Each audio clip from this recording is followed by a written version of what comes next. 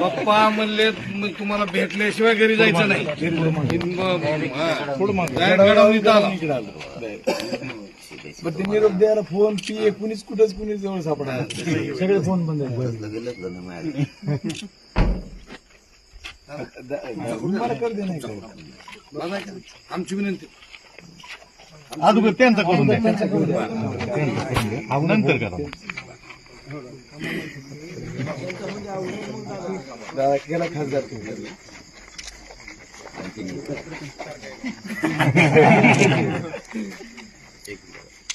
चालू होती ना